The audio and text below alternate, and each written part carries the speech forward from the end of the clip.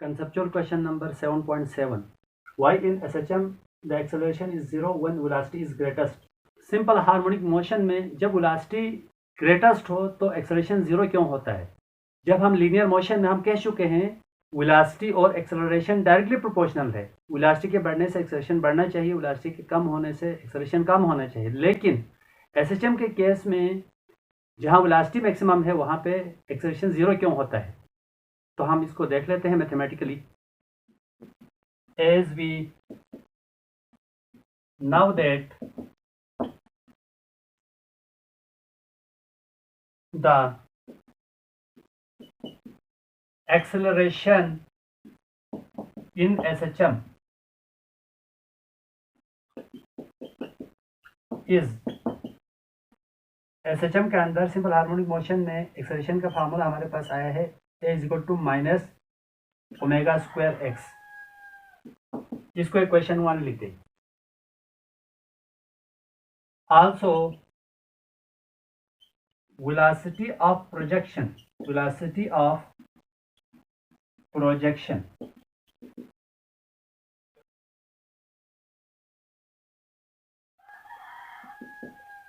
v is equal to omega under root R square minus X square. ये एक circular motion है, ये vertical diameter, ये horizontal diameter. अच्छा, हम पढ़ चुके हैं इस चैप्टर के अंदर सर्कुलर मोशन एंड एसएचएम। हमने एसएचएम और सर्कुलर मोशन के दरमियान रिलेशन एस्टेब्लिश किया था। जब एक बॉडी सर्कल के अंदर मूव करती है तो उसका projection to and fro motion करता है, एसएचएम परफॉर्म करता है। तो हम प्रूफ कर चुके हैं जब एक बॉडी सर्कल में मूव करती है तो उसका प्रोजेक्शन, उसका साया है, वो डायमीटर के ऊपर सिंपल हार्मोनिक मोशन एग्जीक्यूट करता है। तो अगर ये कंप्लीट सर्कल है हमारे पास, तो अगर ये सपोज ये आपके पास रेडियस ऑफ सर्कल है, तो ये क्या होगा? ये एम्पलीट्यूड भी होगा। एम्पलीट्यूड को हम एक्स नॉट या कैपिटल ए से शो कर सकते हैं। यानी कि एक बॉडी सर्कल में मूव करता है तो उस सर्कल का रेडियस आर है, तो उसका प्रोजेक्शन है बॉडी का, वो डायमीटर के ऊपर वाइब्रेटरी मोशन करता है। तो उस प्रोजेक्शन का जो है ना एम्पलीट्यूड है, ये एम्पलीट्यूड ऑफ वाइब्रेशन है एक्स नॉट, जो कि रेडियस ऑफ सर्कल के बराबर होता है। Put R is equal to X naught. यहां पर आर की जगह एक्स नॉट पुट कीजिए। V is equal to omega under root X naught square minus X square.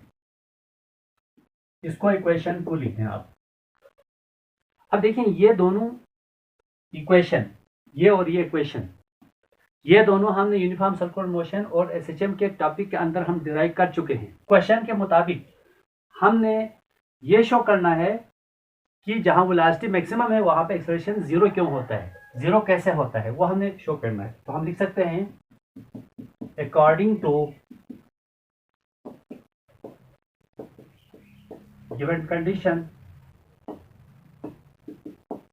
Condition हमारे पास है वेलोसिटी हाई है तो एक्सेलरेशन 0 क्यों होता है।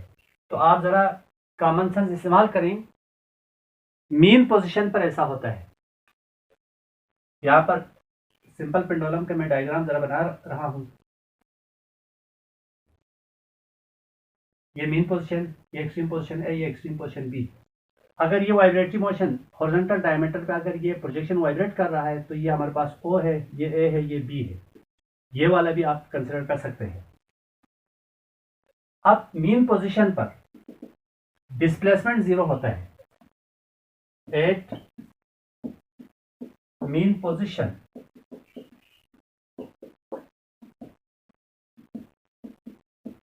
Displacement is equal to X is equal to 0। तो हम लिख सकते हैं putting x is equal to 0 in equation 1 and then in equation 2। पहले आप इक्वेशन 1 में पुट करें 0, फिर इक्वेशन 2 में पुट करके आपने रिजल्ट देखना है रिस्पेक्टिवली।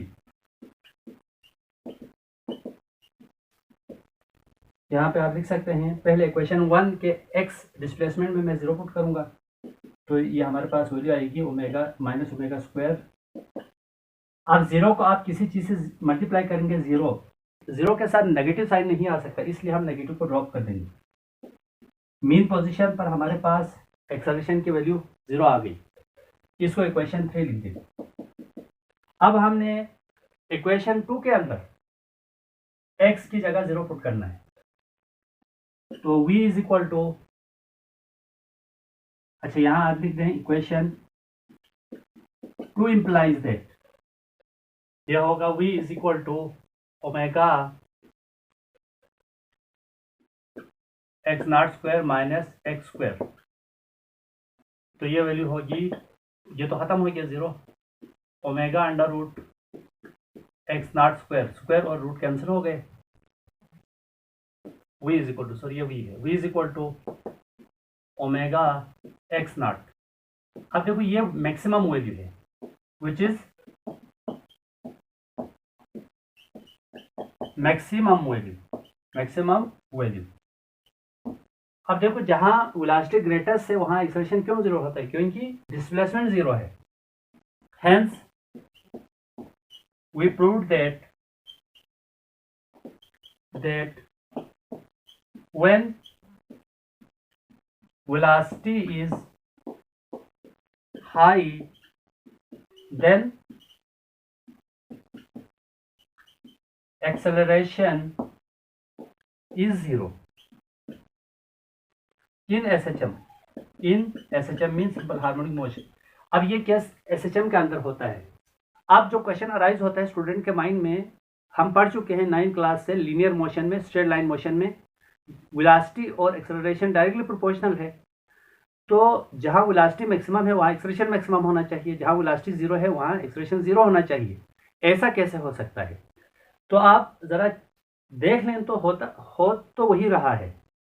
वेलोसिटी यहाँ पे भी वेलोसिटी और एक्सेलरेशन डायरेक्टली प्रोपोर्शनल है, लीनियर मोशन में भी डायरेक्टली प्रोपोर्शनल है, लेकिन आपको यहाँ ऐसा नजर आ रहा है, ऐसा फील हो रहा है, इन रियलिटी यहाँ पर भी एक्सेलरेशन और वेलोसिटी डायरेक्टली प्रोपोर्शनल है। अब हो क्या रहा है हम वो देख लेते हैं। अच्छा, एक्सट्रीम पर देखें, जब आप O से A तक, A और B एक्सट्रीम पोजीशन है, O मीन पोजीशन है, मीन पोजीशन पर वेलोसिटी मैक्सिमम और एक्सेलरेशन 0, अभी हम प्रूव कर चुके हैं। अब ऐसा कैसे हो सकता है, तो इसका मतलब ये है, अब जो आगे जाता है देखो, तो वेलोसिटी कम होती हुई जाती है, ए पे आने के बाद वेलोसिटी 0 हो जाती है। यहाँ मैं लिख देता हूँ, यहाँ पर वेलोसिटी मैक्सिमम और एक्सेलरेशन 0 था, एक्सेलरेशन 0 था, जबकि यहाँ वेलोसिटी 0, एक्सेलरेशन मैक्सिमम होगा। ऐसा कैसे हो सकता है, ऐसा इसलिए हो रहा है, तो वेलोसिटी तो कम हो रही है O से A तक या O से B तक जाते हुए, लेकिन चेंज इन वेलोसिटी बढ़ रही है, तो चेंज इन वेलोसिटी से एक्सेलरेशन पैदा हो रहा है। तो यहाँ से O से A तक जाते हुए, O से B तक जाते हुए चेंज इन वेलोसिटी बढ़ रही है, वेलोसिटी खुद कम हो रही है, बट वेलोसिटी के अंदर चेंज ज़्यादा आ रही है, जिसकी वजह से एक्सेलरेशन के बारे में हम जानते हैं, change in velocity is called acceleration.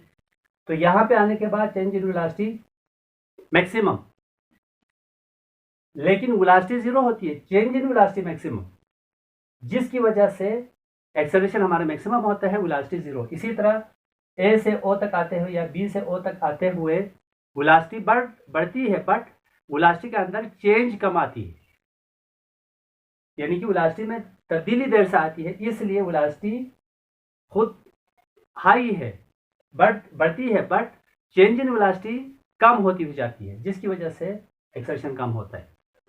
यहाँ मीन पोजीशन पे आने के बाद चेंज इन वेलोसिटी 0 हो जाती है, वेलोसिटी तो हाईएस्ट है, बट वेलोसिटी में तब्दीली नहीं आती, जिसकी वजह से acceleration 0। Conceptual question number 7.8, what is the total distance covered by simple harmonic oscillator in a time equal to its time period, the amplitude of oscillator is capital A.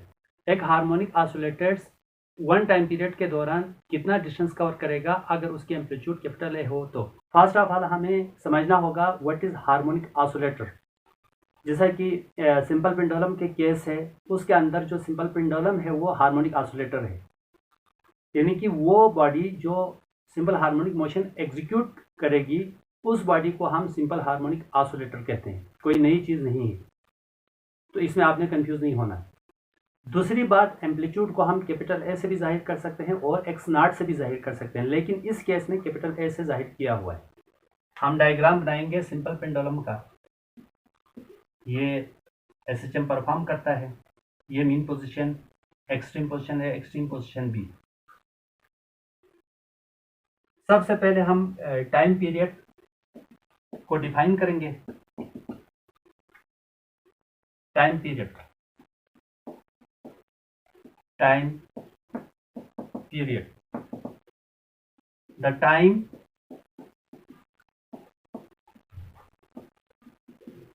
required to complete one vibration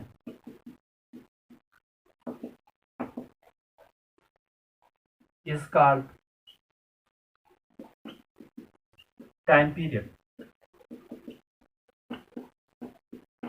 It is denoted by capital T.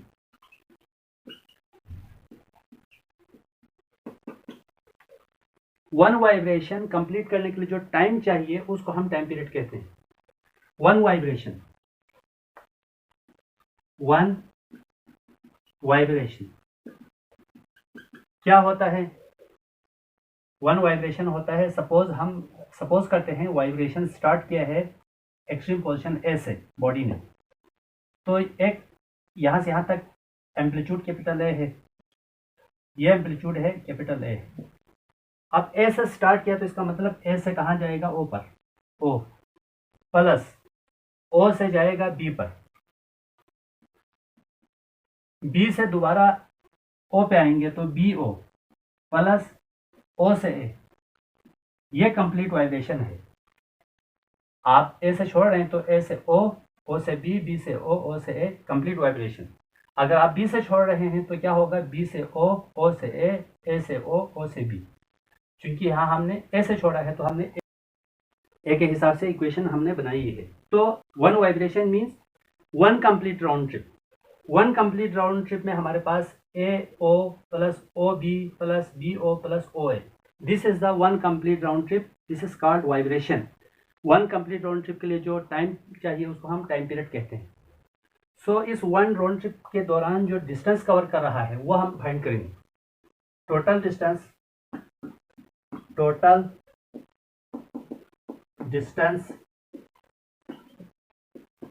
covered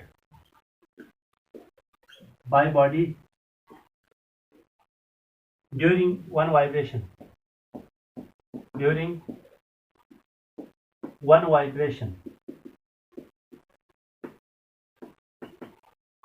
total distance is equal to, अच्छा total distance one vibration की मदद से आप total distance find कर सकते हैं। Total distance में देखो, सबसे पहले ए से ओ तक आएगा, ए से ओ तक डिस्टेंस हमारे पास है कैपिटल ए, मैक्सिमम डिस्प्लेसमेंट है। ये मैक्सिमम डिस्टेंस या मैक्सिमम डिस्प्लेसमेंट ए से ओ तक मैक्सिमम डिस्प्लेसमेंट एम्पलीट्यूड कहलाता है, उसको हमने कैपिटल ए से शो किया हुआ। फिर ओ से बी तक भी डिस्टेंस, ओ से बी तक भी मैक्सिमम डिस्प्लेसमेंट हमारे पास है ए। फिर आएगा बी से ओ तक दोबारा मैक्सिमम डिस्प्लेसमेंट होगा कैपिटल ए। फिर ओ से ए तक मैक्सिमम डिस्प्लेसमेंट होगा हमारे पास दोबारा capital A. So total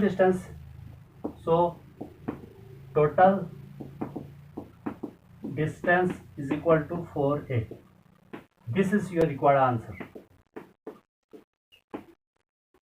4x naught, अगर ये एमसीक्यूज में आ जाए तो ऑप्शन में 4x नॉट भी हो सकता है। Conceptual question number 7.9, what happens to the frequency of a simple pendulum as it oscillation die down from large amplitude to small. एक सिंपल पेंडुलम है, वो लार्जर एम्पलीट्यूड के साथ वाइब्रेट कर रहा है, तो उसके लार्जर एम्पलीट्यूड से एम्पलीट्यूड कम होकर एम्पलीट्यूड छोटा हो जाता है। तो क्या एम्पलीट्यूड लार्जर से स्मॉलर होने पर उसकी फ्रीक्वेंसी पर कोई असर पड़ेगा? सबसे पहले हम सिंपल पेंडुलम की फ्रीक्वेंसी का फार्मूला लिखेंगे। As we know that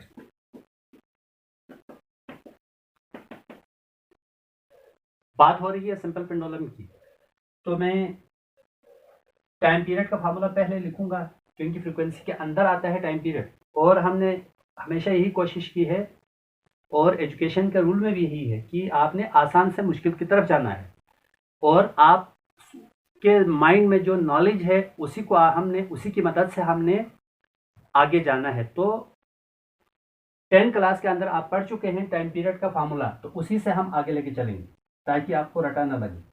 2 pi under root T is equal to 2 pi under root L upon g, ये टाइम पीरियड है सिंपल पेंडुलम का, और हर स्टूडेंट को ये याद है। अब हम यहां से फ्रीक्वेंसी का फार्मूला निकालेंगे। नाउ फ्रीक्वेंसी जो है वो टाइम पीरियड का रेसिप्रोकल होता है। Equation 2 putting equation 1 in equation 2, T की जगह टी की वैल्यू पुट करें, F is equal to 1 divide by 2 pi the root L upon G. Division में हम रूट को अलग कर सकते हैं, रूट को अलग करो, एल के ऊपर रूट अलग, जी के ऊपर रूट अलग। वो इसलिए कि क्योंकि डिनोमिनेटर के डिनोमिनेटर को हमने नोमिनेटर में लेके जाना है। 2 pi under root L denominator है, अंडर रूट जी डिनोमिनेटर का डिनोमिनेटर है, तो उसको नोमिनेटर में लेके जाना है, इसलिए हमने रूट को अलग कर दिया। 1 divide by 2 pi under root G under root L, दोबारा रूट को कंबाइन कीजिए, under root G upon L. Simple pendulum की जो फ्रीक्वेंसी है उसका फार्मूला हमारे पास आ गया है। ये जो फार्मूला है टाइम पीरियड का फार्मूला और फ्रीक्वेंसी का फार्मूला, यह हमने डिराइव किया है फॉर स्मॉल एम्पलीट्यूड के लिए। ये हमारे पास मीन पोजीशन है, ये एक्सट्रीम पोजीशन ए, ये एक्सट्रीम पोजीशन बी। डेरिवेशन के अंदर आप बता चुके हैं कि this angle should be very small, this angle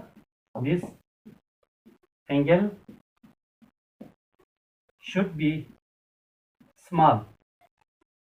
ये एंगल छोटा होना चाहिए। जब ये एंगल छोटा होगा तो हमारे पास हमें क्या फायदा होगा, ये जो डिस्टेंस है ये स्ट्रेट लाइन होगी। हम ये SHM है हमारे पास, सिंपल हार्मोनिक मोशन, ये हमारे पास है सिंपल हार्मोनिक मोशन, ये हमारे पास सिंपल हार्मोनिक मोशन। सिंपल का मतलब होता है for small angle the distance should be straight, इसको हम कह सकते हैं स्ट्रेट। डिस्टेंस स्ट्रेट तब आएगा जब ये एंगल छोटा होगा। अगर ये एंगल बड़ा होगा ना, अगर यहाँ पे मैं डायग्राम बना रहा हूँ, लार्जर एंगल के लिए मैं बना रहा हूँ, यह हमारे पास एंगल को बड़ा कर दे, अब देखो ये कर्व आ जाएगा, यहाँ पे लार्जर एंगल है, इसको मैं फिगर बी लिख देता हूँ, फिगर बी, और ये हमारे पास है फिगर ए। तो ये आइडियल केस है, this is the ideal case. formulas 1 and 2 are derived for small angle, that is for small amplitude।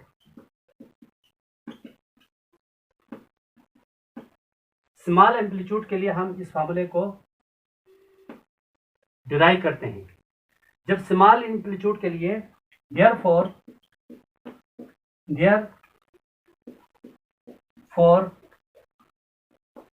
this formula is valid for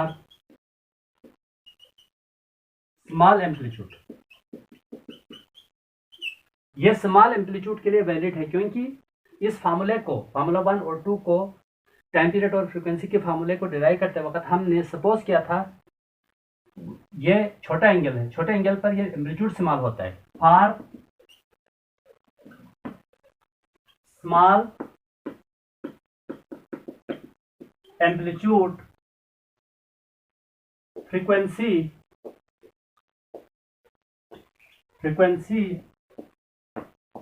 does not depend upon amplitude। Small amplitude के लिए formula derive किया है, तो small amplitude के लिए formula valid है। यहाँ पर वैलिड का मतलब ये है कि स्मॉल एम्पलीट्यूड के लिए फ्रीक्वेंसी एम्पलीट्यूड पे डिपेंड नहीं करेगा, यानी कि एम्पलीट्यूड कम ज़्यादा होने से कोई फर्क नहीं पड़ेगा। But for larger amplitude,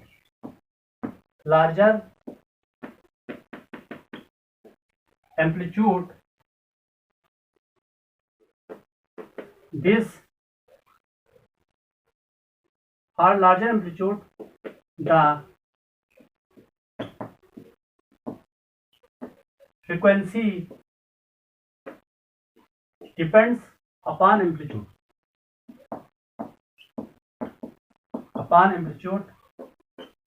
as shown in figure B।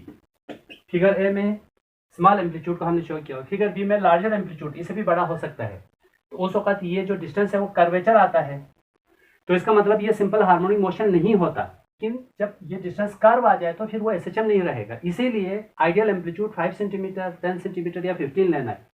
उससे ग्रेटर लेंगे तो फिर एसएचएम नहीं होगी, वाइब्रेटरी मोशन तो होगी लेकिन एसएचएम नहीं होगी। अगर आप इसको लार्जर लिया है तो इसका मतलब क्या है? इसका मतलब ये फार्मूला टोटली वैलिड नहीं है, कुछ तो वैलिड है बट टोटली वैलिड नहीं है।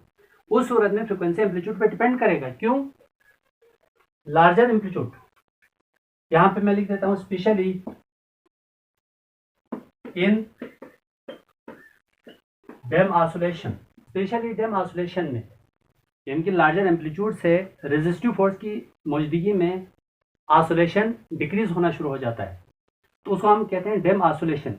डैम ऑसिलेशन के केस में देखो अभी यहाँ पर एम्पलीट्यूड लार्जर है, यहाँ तक सपोज ये वाला, ये एम्पलीट्यूड लार्जर है, ये हमारे पास एक्सट्रीम पोजीशन ए, ये एक्सट्रीम पोजीशन बी है। In the presence of resistive force तो डैम ऑसिलेशन होगा, तो इसकी जो ऑसिलेशन है वो डैम होगा, तो क्या होगा? इसकी एम्पलीट्यूड कम होगी। ये देखें यहाँ से भी कम होगी एम्पलीट्यूड, इधर से भी कम होगी। टाइम पीरियड बढ़ेगा, जब टाइम पीरियड बढ़ेगा तो टाइम पीरियड और फ्रीक्वेंसी रेसिप्रोकल है, तो फ्रीक्वेंसी डिक्रीज होगी। ये सिर्फ लार्जर एम्पलीट्यूड से होगा, क्योंकि लार्जर एम्पलीट्यूड के लिए ये फार्मूला कंप्लीटली वैलिड नहीं है। बट स्मॉल एम्पलीट्यूड के लिए ये फार्मूला डिराइव हुआ है, वहां पर जो है ना एम्पलीट्यूड थोड़ा बहुत कम ज़्यादा होने से फ्रीक्वेंसी के ऊपर असर नहीं पड़ेगा।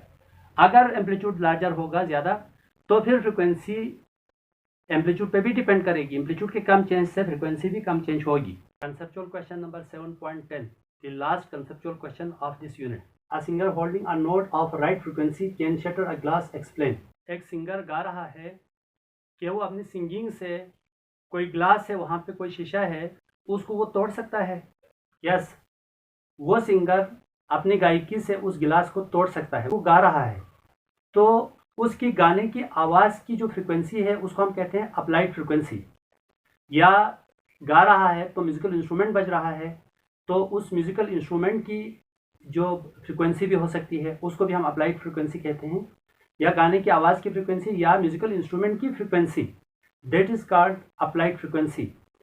तो जब वो अप्लाइड फ्रीक्वेंसी कोई गिलास पड़ा हुआ है उसकी नेचुरल फ्रीक्वेंसी के साथ मैच करे तो रिजोनेंस क्रिएट होगा। रिजोनेंस मीन्स वो गिलास टूट जाएगा। जैसा कि मैंने यहाँ पे लिखा है फ्रीक्वेंसी ऑफ नोट, या म्यूजिकल इंस्ट्रूमेंट भी आ सकता है, frequency of glass. Frequency of note को मैंने एफ ए से शो किया, यानी कि ये क्योंकि ये अप्लाइड फ्रीक्वेंसी है। फ्रीक्वेंसी ऑफ गिलास को एन से शो किया, ये नेचुरल फ्रीक्वेंसी है। गिलास के एक से ज़्यादा नेचुरल फ्रीक्वेंसी होती है, पिछले कंसेप्चुअल क्वेश्चन में मैंने आपको बता दिया है, अब यहाँ पे मैं दोबारा नहीं बताऊँगा। तो किसी भी एक नेचुरल फ्रीक्वेंसी के साथ मैच कर अप्लाइड फ्रीक्वेंसी, तो फिर वो गिलास ब्रेक हो जाता है। ब्रेक होना क्या है? रिजोनेंस क्रिएट होगी।